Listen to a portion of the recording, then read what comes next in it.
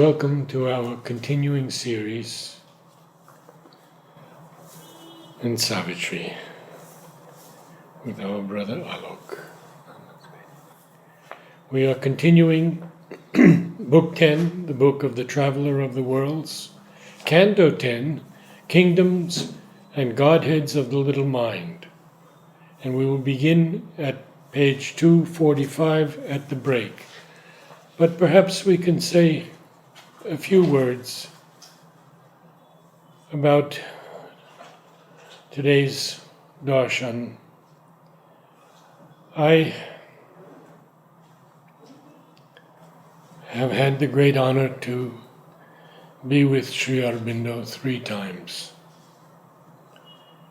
And Mother confirmed my meetings with him. And the other day, when Kittu finished his talk, he ended with, "Just love him. Just love him." And you can say more. I'm a little filled up. I was overwhelmed by one part of the message today. It's just part of the message. Of course, there is a context of the message which is not here, and I feel it's important to give a context. Also because the message is not just a set of words with a meaning, but it's a force in action. So it's Sri Aurobindo's consciousness going in a certain direction with a certain purpose, and to disconnect with that purpose and is sometimes to deflect it. So this message is given to someone who wants to leave the ashram and go away, who is going into depression and revolt people go through. It's the pressure of transformation, and it's much more difficult to give up on the ego than to give up on the divine possibility. It's a strange thing but true. Yes. So obviously somebody wants to go away, and here he has asked questions like, where am I, what am I doing here? The obvious answer is you are in the ashram. What are you doing here? You are working for your spiritual progress. But here the answers are very profound. So Sri Aurobindo takes it where you are. Of course, it's in the ashram context, as I said. And Sri Aurobindo's answer is, in the mother's presence here and close to me. This close to me was very touching. So beautiful. I just imagine that what it means to be close to Sri Aurobindo, the Lord in his embodied form, close to me. This is very touching. Yes. So he doesn't say that where you are in the ashram. That would be a more general thing. Of course, to different people, Sri Aurobindo would give different answers. It's also true. But to this particular person who has questioned, he says, you are in the mother's presence here. Mother's presence is everywhere, but here it permeates in the very physical. So there is a very special presence, special work. And then he says, close to me. Close to me. The second is, where you are going. What are we doing here? This question sometimes comes. So very often people who do work, and there is a letter of Sri Aurobindo, work here is not a means to show off one's capacities. It's not philanthropy, it's not service to humanity or any of those things. It is, like everything else, a means of union with the divine. And then after that, and to the degree that the union is affected, she says, the divine will show you your place in the universal. Yeah. So, but the first is union with the divine. So he says, where you are going, towards union with the divine. And what is the process for it? Through dedication and service. So simple sadhana is. Mother asks Dilip Kumar Roy, why are we here? And he struggles with many, many different possibilities. Well, to serve you, To please Sri Aurobindo. to please Sri Aurobindo, she says. We are here to Simply please Sri that, to please Sri Aurobindo. And it is whole world of meanings, To Yes. please the Lord means to be utterly sincere. And look at it, very beautiful that this answer is. Dilip Kumar Roy had a kind of reservations towards mother. Yes. He had his own difficulties. Now, to please Sri Aurobindo, by its definition, means to turn to the mother. Yes. Because that is what Sri Aurobindo Yes. has asked us to do. Yes. What you are doing here, service and self-giving to the divine. So what are we doing here? It's not this work, that work, but we are serving the divine and giving ourselves to the divine in whatever way and in whatever measure, to whatever extent we are, called upon to do and we are ready to do. Because then comes the last one. The rest depends. There is something missing here. There are 3 dots. In the actual letter it is, the rest depends as the mother says. I don't know. It's such a beautiful thing. Should never have left it. Yeah, there is no need because it's mother, as the mother says. Like, because when he says the rest depends as the mother says, it's a combined force. Yes. Sri Aurobindo is affirming what she has said. So it's an important thing. It is not like, it doesn't add much. That's a typical language way of looking at it. The rest depends, as the mother says, on the simplicity and fullness with which you give yourself and serve. So it all depends on how sincere. Fullness comes only with sincerity. No part is left out in its giving. So it's a very beautiful message. Of course, as I said, the message is very long. It's in Collected Works of Sri Aurobindo, volume 31, if I am not mistaken. I don't recollect the page, I had seen it, but it's worth going and reading the full thing. It's about people who used to go into depression because of the pressure of yoga here and go away. And at that time, it was very strong. Very strong. Very strong. But these suggestions come even now. I've seen people, Oh, yes. they come, then these suggestions come. Then these are forces active in the atmosphere which want to take one away. So, Mother said, destroy my work. yes. They wanted to destroy her work. So with this background, we come to this, and in a way, one of the obstacles to yoga, again, which is a step from the evolutionary point of view. From another point of view, it's an obstacle, it's the mind. Mind is an evolutionary step from life, living beings to mentalized, thinking, rational humanity. But when it has to go beyond, it becomes an obstacle. It has to learn to be quiet. But the mind itself is not a single movement, but a 3-layered movement. There is a mind which emerges out of matter and is deeply held in the grip of matter. Then there is a next stage of evolution where it is in the grip of life and its wild force. And then the mind proper emerges, which is more the mind of humanity, which is a rational mind. Though it should be common, but not yet. The physical mind, The vital mind and the rational mind. Rational mind. And there are ranges of mind beyond which will come in the greater mind. Yes. So here Sri Aurobindo starts with the mind as it present. It manifests in humanity and in its evolutionary hierarchical manner. So a dwarf, 3-bodied Trinity was her serf. The slave of this mind who served was a dwarf because it always remains, its movement is very low, mostly scanning the surface. Even rational mind, only when it's upturned and inturned, that it really begins to climb higher. Otherwise, even rational mind is a dwarf entity because it's, as the Gita puts it very interestingly, it uses the word vyavsaitmak buddhi, which is turned outward and downward.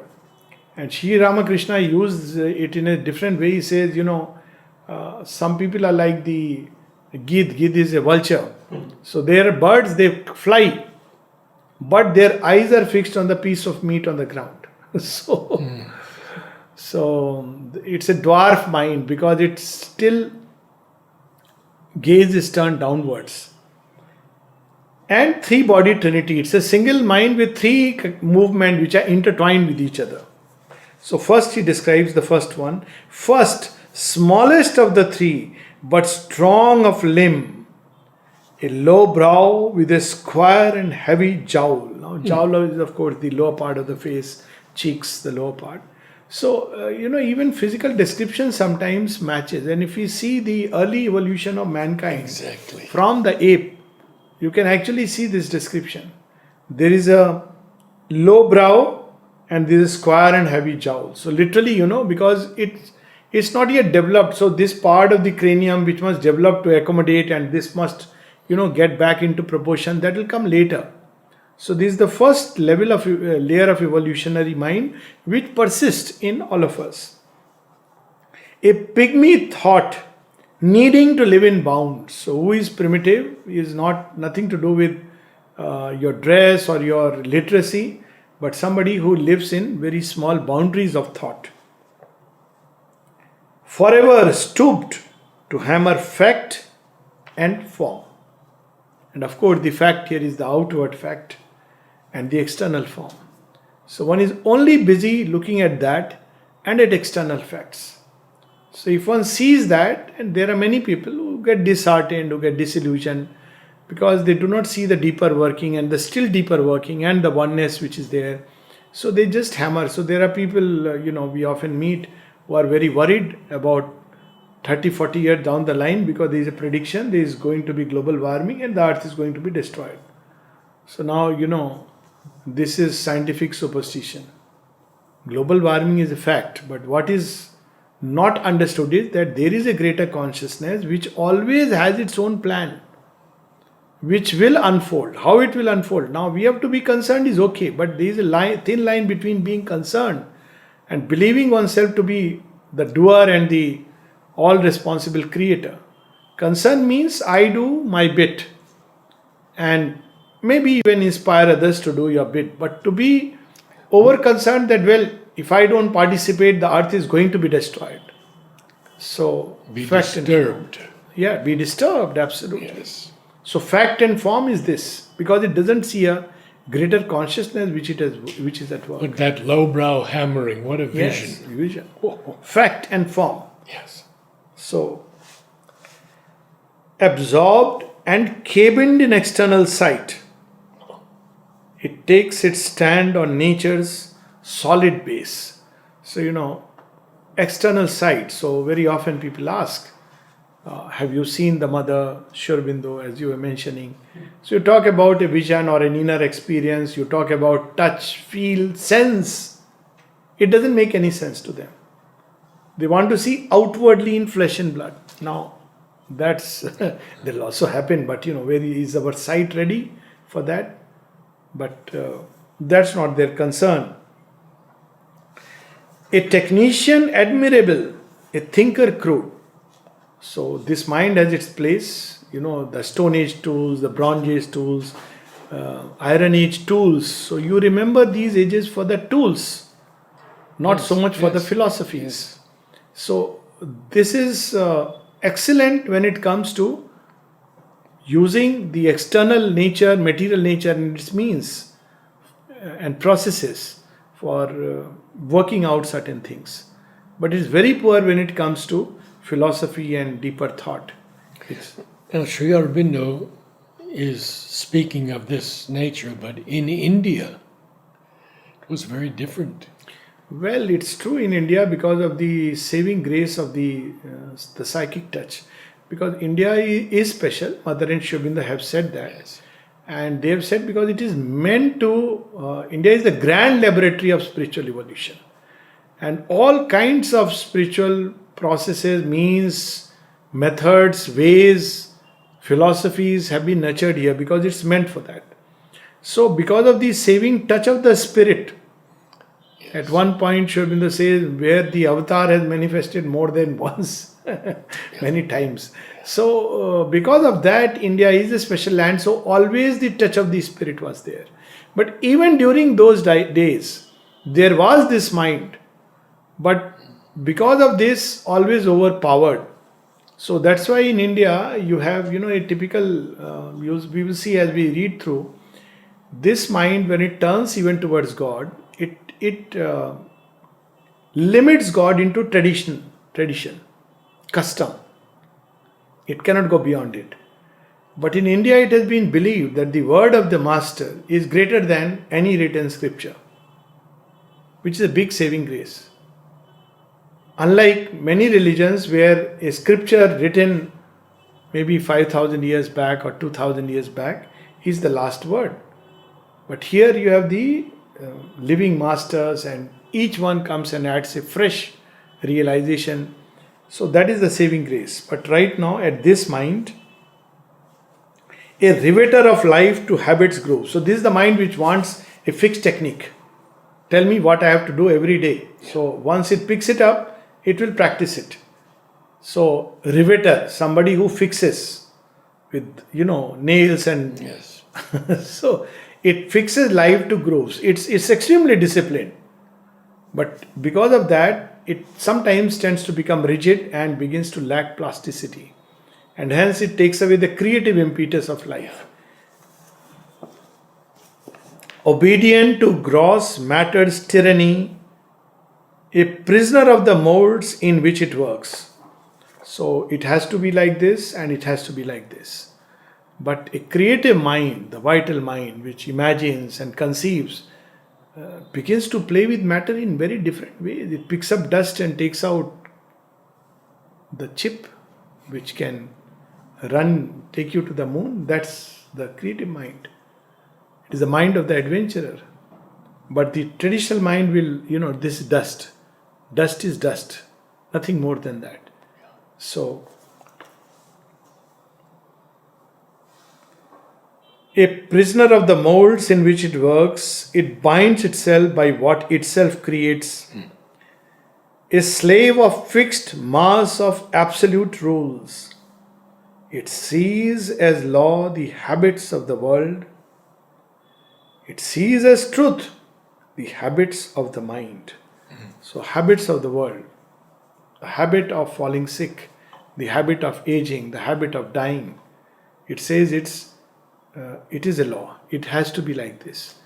But a creative mind will say, no, I must discover, I must go beyond. I want to know how we can stop aging, how we can conquer death. That's how it forges into new areas. But a traditional conservative mind it doesn't want progress. It says, no, what our great grand ancestors didn't do, we will not do. We have to just repeat all that they have done in the past, and thereby it becomes a big detriment to progress. And similarly, sees as truth the habits of the mind. So mind thinks in certain ways and it believes that that is the truth, but the mind can look at the same thing in very different ways. When a deeper wisdom comes, one example that comes to my mind spontaneously. Someone saw a devotee who came all the way and died few days back, on the train. They came for the darshan and the lady died. So now it's one way to look at they came to ashram and she died. This is how a typical mind will think. It's a habitual thought because we believe that life is so important and death is something very dark and negative, and there is a truth behind that argument. But another way to look at it is that she wanted to die in a place like this, which gives her a evolutionary leap. Now, it's very difficult for the typical mind habituated to look at life in a certain way to conceive this. And I know of a real incident where a young boy died in an accident as they took a turn toward the ashram. They were not coming to the ashram. But the boy somehow wanted to come, this boy. No, we want to go to Pondicherry. It was Pondicherry.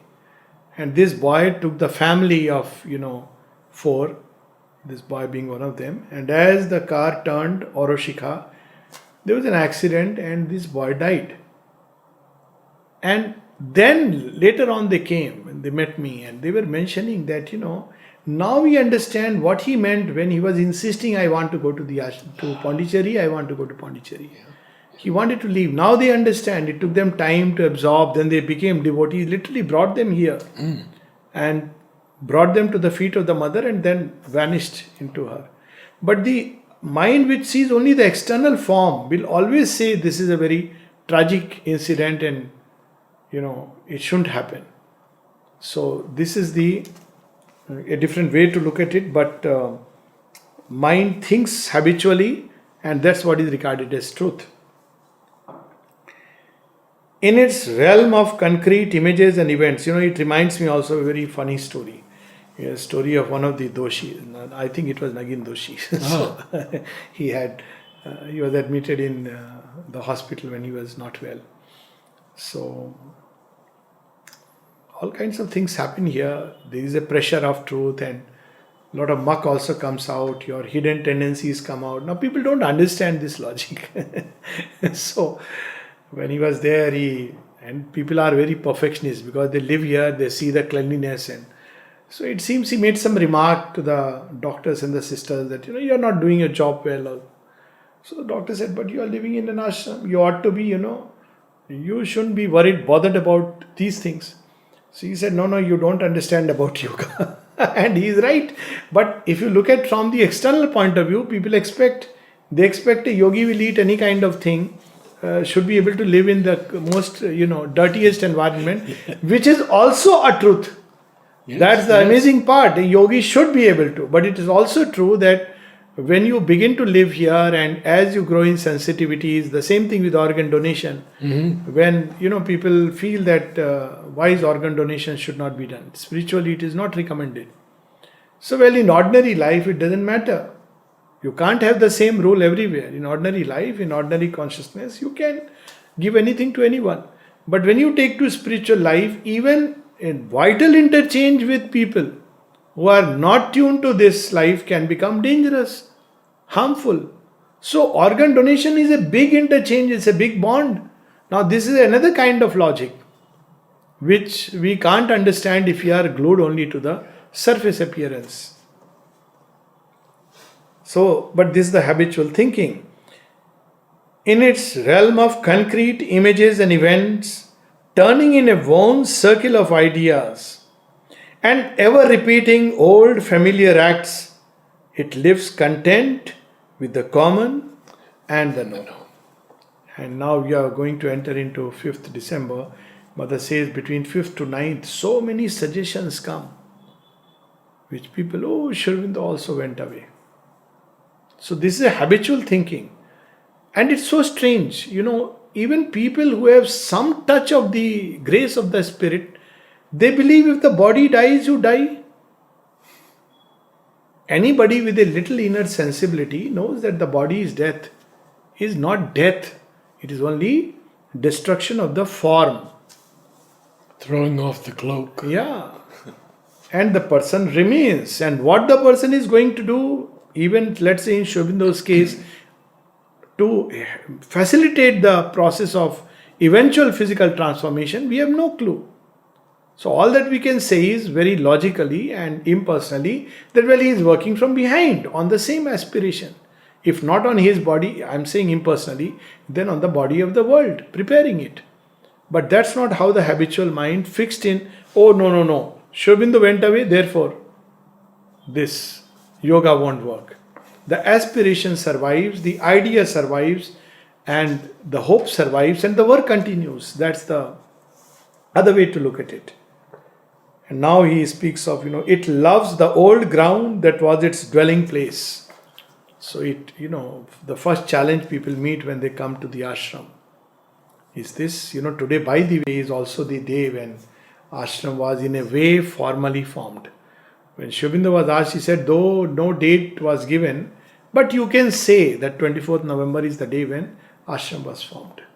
Now one of the big challenges is that you want to come to the house of the Lord. But house of the Lord means no more your way of life.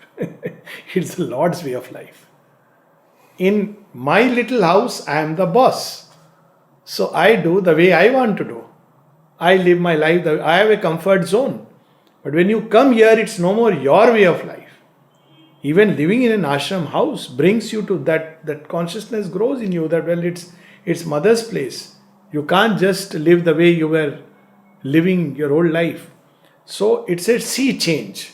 But it's very difficult for the human mind to accept even a simple thing like dining room food. People ask sometimes, why can't we serve this? Why can't we do that? And Ved Prakash ji was very clear. He said, people have come here for sadhana, let them eat this food. And of course, it's a very good, I can't, but that's for many who are, who have opened in that dimension. But there are many people who have this difficulty. First difficulty to negotiate is Pondicherry weather, then the traffic, then the language, the food, the ashram environment, the way of life is very different. You go to the gate, in outside life we are given so much importance. Self-importance, self-conceited importance, if I may add. Here, the fellow at the gate will not look at your eye card and what big officer you are. He will simply say, Mobile go back. phone. Mobile phones. Mobile phones off. Come at 8 o'clock. Open your slippers there. So your ego is hit hard. Well, he is doing his job and a good job. The first thing is to chip off the ego. But this little mind feels very uncomfortable. Yeah. It wants to go back to its comfort zone. So you see, it's there. It loves the old ground that was its dwelling place. Abhorring change as an audacious sin. Oh. This reminds me of another story. Change is an audacious sin. One Bengali gentleman who came here and he was going in the rickshaw. So he was talking to rickshaw fellow in Bengali, Naturally, he doesn't know. So he spoke in Tamil. So there was confusion. So he got a little annoyed. Why he doesn't know Bengali now? This is too much. You have come to Tamil Nadu. You should know Tamil. And if you don't know Tamil, be thankful enough that at least you can converse in broken Hindi or English. He said, why doesn't, it's almost like convicting him. Audacious sin. Yeah. How dare he doesn't know? So sometimes it happens. People from Odisha also, they ask, how come you don't know? It's okay, I don't know. I should know many languages. Let me first learn French and Sanskrit. Which are then I learn all other. And Tamil, I think we should learn Tamil. I do believe that, somebody who has, I have not learned, I am not good at languages, but I do appreciate those who can learn it because, that they have given the land to the Lord for this work. So it's something wonderful. So, abhorring change is an audacious sin. India 30 years back was like that. Yes. If, somebody did something which was not according to the custom and tradition, it was unimaginable. Even today I was reading when women started joining police and this thing, they were left out. The house abandoned them. And in the US, where I live, there are sects of the Amish. yes. Dunkers. Yes. No dancing, no television, no music. And anything against that is an audacious sin. Yes. So that's how it is. Distrustful of each new discovery, only it advances step by careful step. So that's one of the big hurdles that Sri Aurobindo's message meets. Oh, he is saying something which is not in the traditions. And Sri Aurobindo said, if going beyond tradition is a sin, then every great being has done it. From Buddha and Shankara to, of course, Krishna and even Rama. People, quote Rama as tradition. But in his own time, Rama did things which were entirely revolutionary. From the way he created the yagnas, from the way he redefined human society. Where he picked up, he mingled with the commoner the way no king had ever done up till him. So Rama himself did, even he and Sita, it was unimaginable that a woman will accompany her husband all the way to the forest. So all these things, he was a revolutionary. Then Krishna did many revolutionary things. Shankara, of course, and Buddha, and now when Sri Aurobindo does the same change, because it advances further. People are distrustful and fears as if a deadly abyss the unknown. So people are afraid to come to Sri Aurobindo because they don't know what they are signing for. Yes, that's why it's a leap of faith. They prefer the same old church and mosque and the temple. Even many persons, at the end of the day, after coming to Sri Aurobindo and doing pranam and everything, somewhere they are beginning to feel something is there. They want to make sure they mark their attendance in Ganpati temple, lest the Hindu gods get offended. So they find very comforting that, Sri Aurobindo speaks of Maheshwari, Mahakali and Mahalakshmi, Mahasaraswati. But when they come to know that, Christmas is also celebrated, then again they are, why Christmas is celebrated? Because, so I have to tell them, Sri Ramakrishna Mission also celebrates Christmas. By the way, it is celebrated as Born Noel, the return of the light. And what's wrong if Christmas is also celebrated? But Sri Aurobindo's yoga is not Christianity or Hinduism. It's far beyond. Yes. But people want to reduce it to that, because that's the way this mind, it's afraid. It doesn't feel, people believe that, will the gods be offended if I do this? So let them be offended. It's okay if they are so not too happy with the way human spirit advances ahead. Mother cautions us that the worst thing in this yoga is fear. Fear is the greatest impurity. The greatest impurity. I have read Swami Vivekananda says that, one of the signs of the realized soul is Abhyam, he is afraid of nothing. And that's its attribute. A prudent treasurer of its ignorance. This is wonderful. Yeah. Oh, I have read this there, I have read that there, and I know it. Oh, it's ignorance. Treasurer. It shrinks from adventure, blinks at glorious hope. Sri Aurobindo brings a new hope, future advancing towards its own realization. And we are busy making him the past. He is the future. Advancing means his work will not stop. Absolutely. With or without the body. That's how the mother puts it. Blinks. Somebody was telling me, oh, it's like a fairy tale. I said, yes, it's a fairy tale. Now, you want to live with the stupidly harsh realities, if you take it, it's not a fairy tale for me. Or you want to work for something which is completely a new adventure into the unknown. Now, that's your calling. It's a calling that one takes. Rather than running on the level ground from cradle to a grave. His hope a star above the cradle and the grave. That's the safe life. So, preferring a safe foothold upon things to the dangerous joy of wideness and of height. This also people raise when people come to ashram. You must practice yoga while in life, Sri Aurobindo has said. So with all your family and everything, which is okay, it has its point, but a time may come when you have to give everything to the bonfire and go ahead. So be it. So yoga is like that. It's an adventure. You must see so much of this. I have as a seen, doctor and I have seen psychologist. not only doctor, psychologist, personally. When I ask for release, all these questions.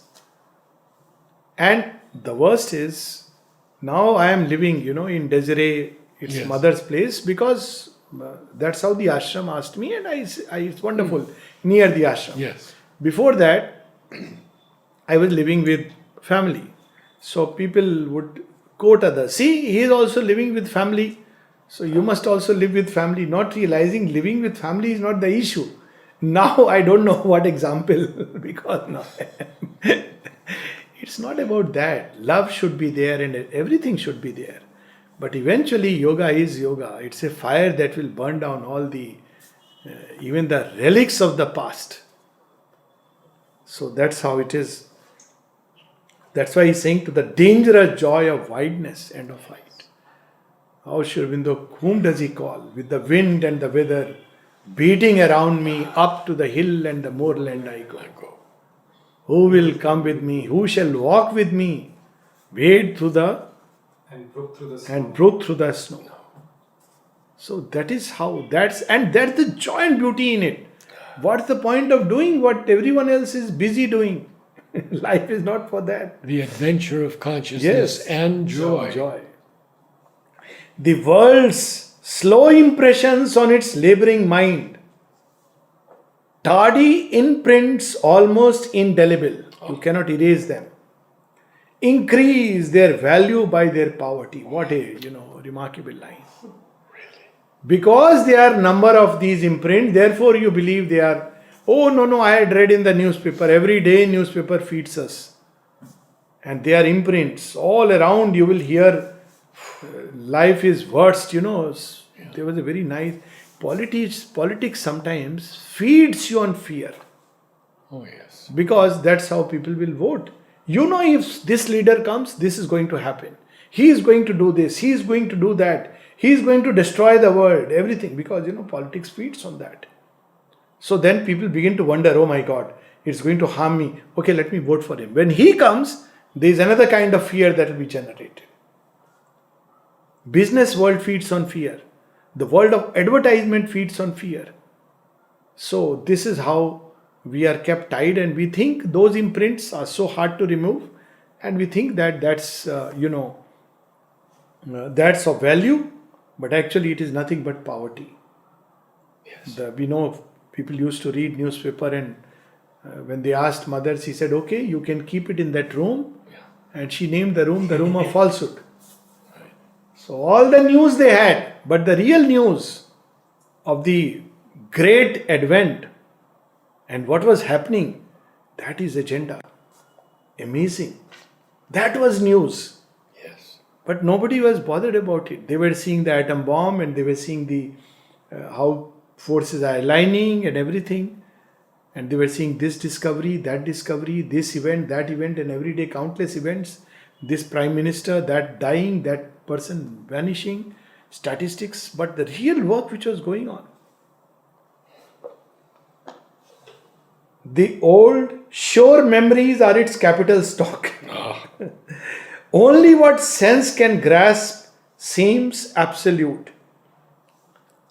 External fact it figures as sole truth.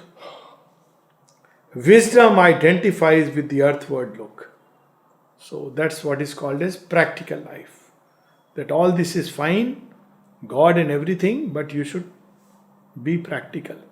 As if God is impractical. He is the most practical person. I always say, practicing equanimity is the most practical thing in life, because it saves you from many issues. Having inner peace is the most practical thing in life, because you are like a big cushion. Surrendering to the divine is the most practical of all.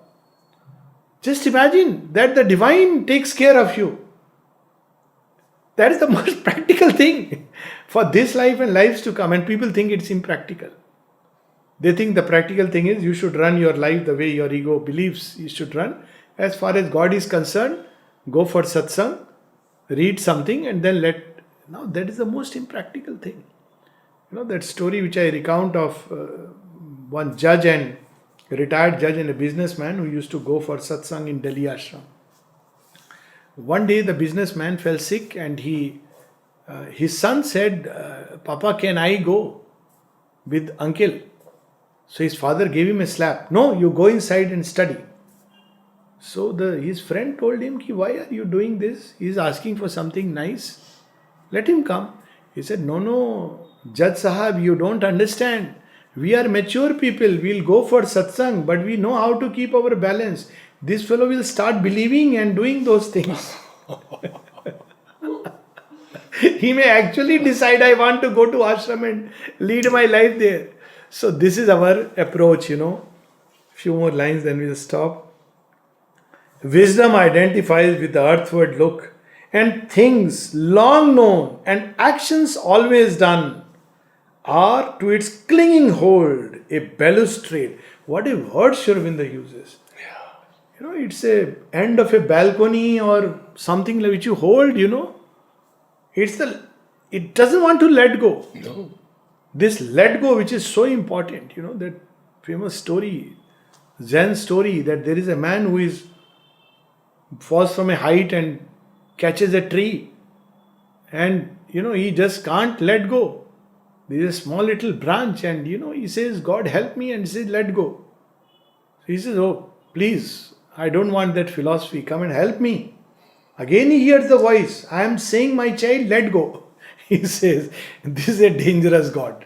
So he says, hello, is there somebody else out there to help?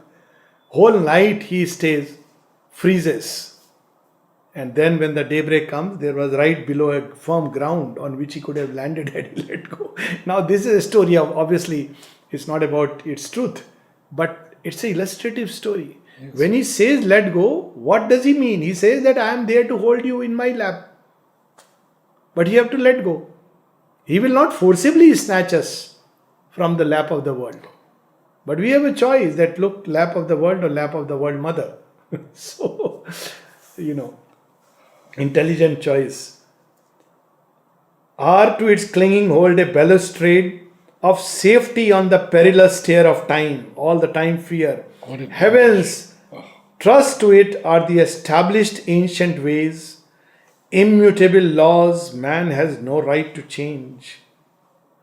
A sacred legacy from the great dead past, or the one road that God has made for life. A firm shape of nature never to be changed, part of the huge routine of the universe. These lines we'll read tomorrow, Yes. but just with one line of the mother we can end. It says that it doesn't want to change. And the mother says, but I have come to change the law. Yes. I have come to change the law. Take a few moments of meditation.